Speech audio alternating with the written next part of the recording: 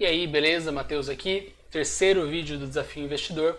E o assunto hoje vai ser alguns conceitos básicos dentro do mercado financeiro que você precisa entender. Isoladamente eles não vão parecer tão úteis, mas eu vou pedir para você prestar atenção. É um assunto um pouquinho complicado e guardar tudo isso que eu vou falar no vídeo de hoje, porque esses mesmos conceitos vão ser muito úteis mais para frente, nos próximos vídeos ao longo do desafio, certo? Primeira coisa que você precisa entender bem é a inflação. Você provavelmente já ouviu falar em inflação, mas talvez você não saiba exatamente o que é, como que funciona ou como que é medida a inflação no Brasil. Começando do básico, a inflação nada mais é do que o aumento generalizado de preços ao longo do tempo. O que isso quer dizer? Quer dizer que, sei lá, uma bola que 10 anos atrás custava R$5, hoje ela tende a custar muito mais, ela tende a custar, por exemplo, 10. E isso se repete para a maioria dos itens que a gente usa, a maioria dos serviços que a gente usa no dia a dia. Então, um celular ao longo do tempo ele fica mais caro, uma casa ao longo do tempo ela fica mais cara, feijão, arroz, alface ao longo do tempo tende a ficar mais caro. Tem exceções? Sim, tem exceções, mas na média as coisas tendem a subir de preço ao longo do tempo. Isso que é inflação. Eu até deixei aqui uma imagenzinha na tela para ilustrar mais ou menos como funciona, né? Então, em 1995, R$50 valia muito mais do que vale hoje. Você conseguia comprar muito mais coisas com R$50 do que você compra hoje. O governo, para conseguir controlar essa inflação, criou um índice, que é uma forma de você medir a inflação no país. Esse índice é chamado de IPCA, Índice de Preços ao Consumidor Amplo. Não precisa decorar isso, importa que você saiba que IPCA igual a inflação. O IPCA ele é calculado por um órgão público que é chamado IBGE. Então esse órgão ele coleta vários dados de vários locais, de vários produtos e faz uma média para saber o quanto os preços estão subindo mês a mês. É importante que para você, investidor, o seu dinheiro esteja rendendo acima da inflação.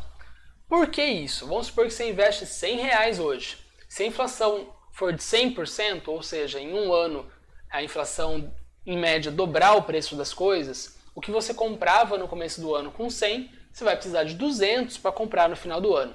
Imagina que você, investidor, tivesse R$100 no começo do ano e no final tenha 150.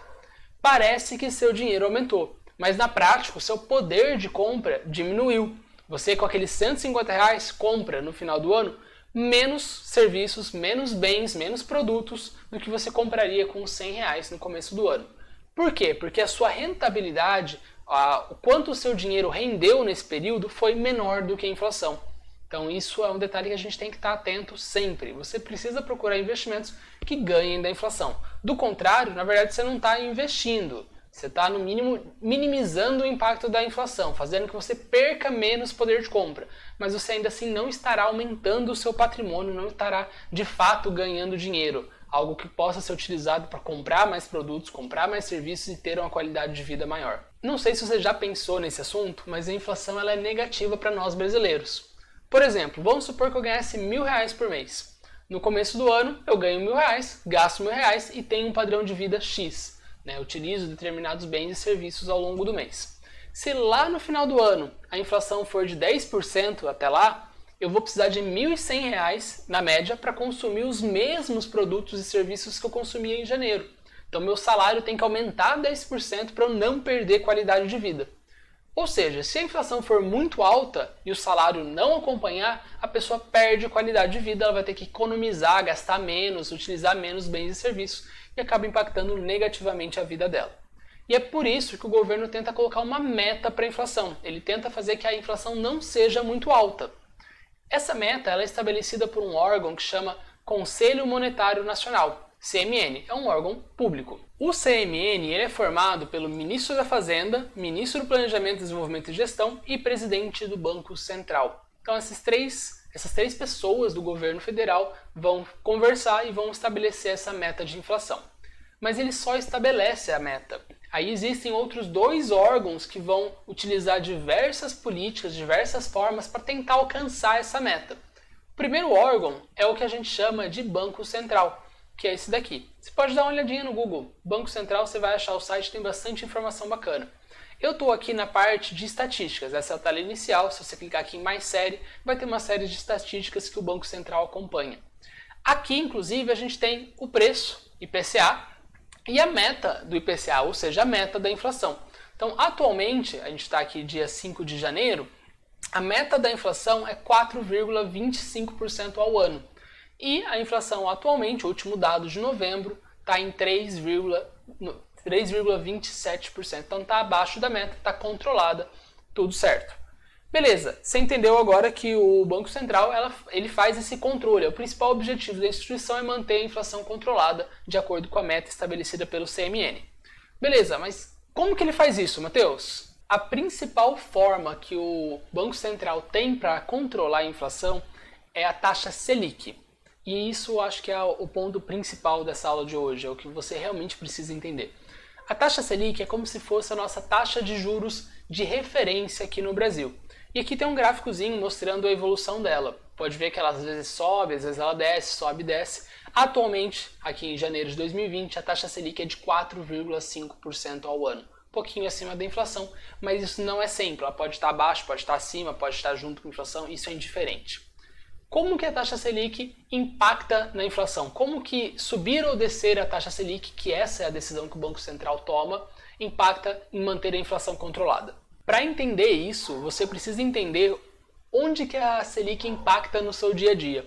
Então, por exemplo, se você atrasa um imposto, sei lá, um IPVA, um IPTU, alguma coisa assim, geralmente os juros de atraso ele é cobrado na taxa Selic. Então, se você atrasou um ano, você vai pagar 4,5% a mais, que essa é a taxa Selic atual agora em janeiro. Só que essa taxa ela vai mudando, né? Por quê? Porque existe um subórgão do Banco Central que é chamado Copom. Ele se reúne a cada 45 dias. Aqui tem mais informações do Copom, você pode jogar no Google se quiser ver. Tem inclusive as datas que eles fazem essas reuniões a cada 45 dias e eles têm liberdade para alterar a taxa Selic para cima ou para baixo, dependendo da forma que eles quiserem. Para você entender a relação da taxa Selic com a inflação, você vai precisar entender uma outra coisinha antes, que é basicamente o que a gente chama de lei da oferta e da demanda. O que faz os preços subirem ou caírem? Você já pensou nisso? Basicamente, o que mais faz os preços subirem ou caírem é a lei da oferta e da demanda. Se tem um produto que ele é muito desejado, ou seja, tem poucas pessoas oferecendo e muitas pessoas querendo, ele tende a aumentar o preço. Então vou fazer uma brincadeirinha aqui só para você entender. Imagina aqui, vou pegar aqui, que a gente tem uma garrafa d'água. Quanto você pagaria numa garrafa d'água dessa? Se você não tiver com sede, se tiver na sua casa, tiver uma garrafa na geladeira, você não vai querer, né? Ou no máximo vai pagar um valor irrisório, tipo 50 centavos, R$1, R$2 que seja. Porém, se você já estiver querendo comprar uma garrafa d'água por qualquer razão, sei lá, você for no supermercado e vai comprar para uma viagem, alguma coisa assim, você vai estar disposto a pagar 5, 6, 7 reais pela mesma garrafa.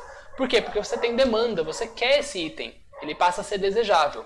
Imagina agora essa garrafa d'água no meio do deserto. Você está passando sede e você acha uma barraquinha vendendo água.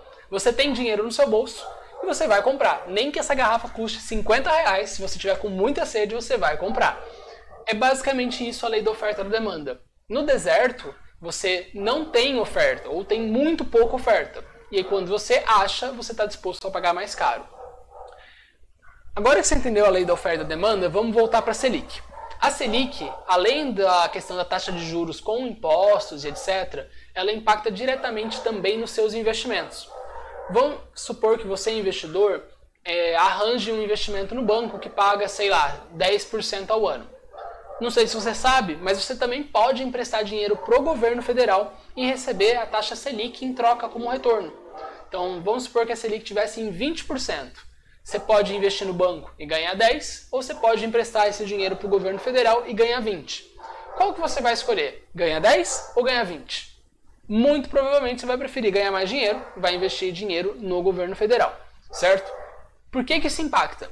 Vamos supor que você tem muito dinheiro, e aí ao invés de você gastar esse valor, ou simplesmente investir num negócio, que é alguma coisa que vai gerar oferta, vai gerar demanda, vai gerar emprego, vai gerar uma série de coisas positivas para a economia, se a taxa Selic for alta, você simplesmente vai botar esse dinheiro lá no governo e vai ganhar muito rendimento, né, um alto juros em cima disso. Agora imagine o cenário contrário, você tem milhões, a taxa Selic é 4,5% ao ano, ou seja, muito pouco, um rendimento realmente baixo, e se você quiser rentabilizar esse dinheiro, você vai ter que partir para outras ideias, né? Que nem eu falei, abrir um negócio. A hora que você abre um negócio, você vai ter que contratar predeiros, vai ter que fazer uma reforma, vai ter que comprar estoque, vai ter que contratar pessoas. Tudo isso movimenta a economia e aumenta a demanda. Se tem mais pessoas empregadas, mais pessoas gastando. Se você está fazendo uma reforma, você vai estar comprando pedra, comprando concreto, comprando mão de obra, etc. Tudo isso faz com que o preço aumente. Não porque você está comprando, mas porque se a Selic está baixa, todo mundo que tem dinheiro vai passar a investir ou consumir mais. Se todo mundo está investindo ou consumindo mais, por lei da oferta e da demanda, o preço tende a subir. Em vez das pessoas aplicarem o dinheiro, elas vão viajar, elas vão reformar, elas vão abrir negócio, elas vão fazer uma compra de valor mais alto, vão trocar de carro. Tudo isso serve como forma de balancear a inflação. Então, resumindo tudo isso, quando o Banco Central acha que a inflação está muito alta, ele sobe a taxa Selic, o Copom sobe a taxa Selic, e com isso as pessoas deixam de consumir, elas deixam de investir, deixam de viajar, deixam de gastar o dinheiro e passam a investir, passam a emprestar para o governo. Por quê? Porque a rentabilidade está muito alta, passa a ser atrativo, em vez de você gastar, você investir. É todo mundo que faz isso? Não. Mas quem tem muito dinheiro realmente acompanha essa mudança de certa forma. E o inverso também é verdadeiro. Se a inflação porventura estiver muito baixa e o Banco Central, o governo ou o Copom quiser incentivar a economia, eles podem baixar a taxa Selic, porque as pessoas vão deixar de investir, vão tirar o dinheiro desses investimentos e vão passar a usá-lo na economia real. Vão fazer empresas, vão empreender, vão gastar em viagem, vão comprar carro e assim por diante, porque não está dando nenhum juros, deixar lá no governo mesmo. Essa é a lógica, tá bom? Então a Selic ela serve ao principal meio, existem outros, mas é o principal meio para você controlar a inflação. Talvez você esteja se perguntando por que eu estou explicando isso sobre a taxa Selic e sobre a inflação. Bem, para nós investidores, esses dois dados, inflação, IPCA e taxa Selic, são extremamente relevantes. Da mesma forma que eu dei no exemplo aqui, não faz sentido você investir numa ação que vai te dar um retorno de, por exemplo, 10% ao ano, se a taxa Selic estiver em 15%. É melhor que você invista na Selic, que você empreste dinheiro para o governo. Agora, se o cenário for oposto, a ação está te pagando 15% e a Selic está pagando 10%. Começa a ser interessante você tirar dinheiro da Selic e aplicar nas ações. Por isso que é importante você entender bem o que é inflação, o que é Selic, qual que é a perspectiva para esses dois. Poxa, a inflação está subindo, quer dizer que a Selic provavelmente vai subir também, e até onde que ela pode ir, porque isso vai impactar nos seus investimentos. Poxa, a Selic agora está em 4,5%, beleza, mas compensa você investir numa ação que vai te pagar, sei lá, 8% ao ano, se daqui a um ano a Selic estiver em 10%? Provavelmente não, se ela subir rapidamente, né? Se o Copom aumentar a taxa rapidamente. Como você sabe se a Selic vai subir? Você acompanha a inflação. Se o IPCA estiver acima da meta, o Copom vai diminuir a Selic. Se o IPCA estiver abaixo da meta, o Copom vai aumentar a Selic. Não tem muito segredo na teoria, mas esse movimento não é tão fácil de prever. Exige muito acompanhamento de notícia, acompanhamento de desemprego, acompanhamento de índice econômico. Dá um trabalhinho, mas esse site aqui dá para você ter uma noção. Então, ó, se você olhar, a nossa meta, ela está aqui, que nem eu falei, em 4,25. Em 2020 vai cair para 4. E a nossa inflação, no último dado que está consolidado aqui no Banco Central, estava em 3,27. Ou seja, está abaixo da meta. Tanto é que desde janeiro de 2017, ó, desde aqui a inflação ficou abaixo da meta. A inflação é esse azulzinho. Caiu abaixo da meta, começou o corte de juros. A inflação quis estabilizar próximo aqui da meta, parou o corte de juros. A inflação caiu abaixo da meta de novo, voltou a cair juros.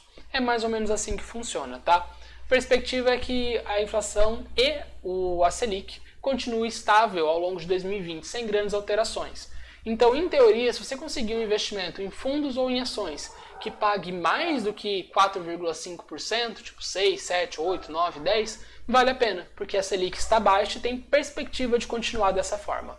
Nessa história, tem um outro cara que eu preciso te apresentar também. Ele não aparece aqui, mas é o CDI. O CDI é o Certificado de Depósito Interbancário. A gente vai falar mais dele na prática, nas próximas aulas, mas ele serve como se fosse um irmão gêmeo da Selic.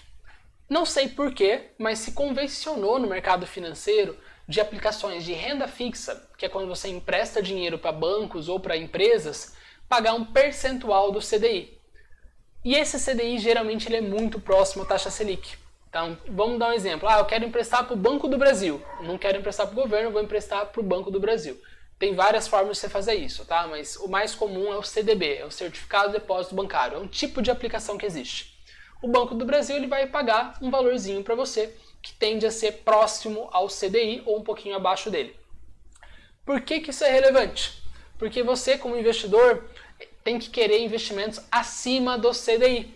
Não faz sentido você receber algo abaixo, sendo que você pode emprestar para o governo. Então vamos supor que o CDI seja 5 e o banco está te pagando 100% do CDI. Ele tem flexibilidade, tá? Ele pode pagar um pouco mais ou um pouco menos.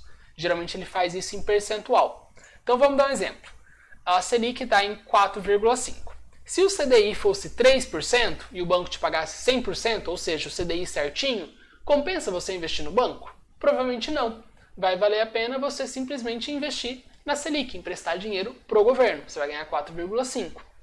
Por causa desse movimento, geralmente o CDI ele fica grudado na taxa Selic. Então a Selic é 4,5, o CDI vai ser 4,4, 4,5, 4,3, próximo, para que seja interessante para você, investidor, emprestar dinheiro para o banco e não ir lá para o governo. Até porque é mais cômodo, é mais prático você ter o dinheiro do banco do que você emprestar para o governo.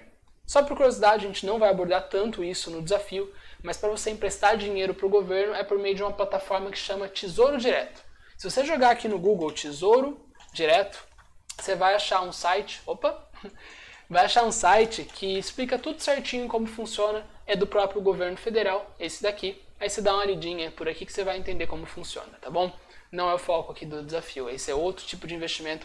E ao meu ver, Matheus, eu acho que hoje não está compensando o Tesouro Direto porque a taxa de juros está muito baixa. Então, poxa, 4,5 é muito pouco. Eu não quero emprestar dinheiro para o governo e receber apenas 4,5. Tem opções melhores, ao meu ver, fundos e ações, e é por isso que eu vou ensinar vocês a investir em fundos e ações.